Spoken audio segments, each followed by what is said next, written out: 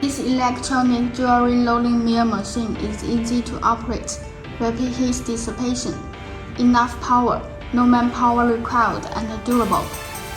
The number 1 in the red button on the right represents forward rotation, and number 2 represents reverse rotation. Turn the T-sharp handle to adjust distance between the two rollers.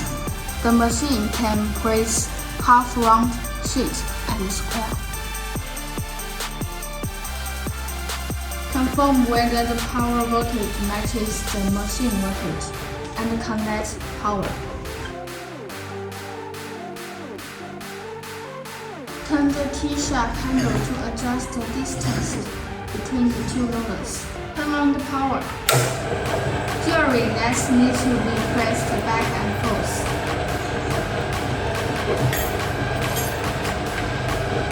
The spacing can also be adjusted according to the thickness of the jewelry during the process.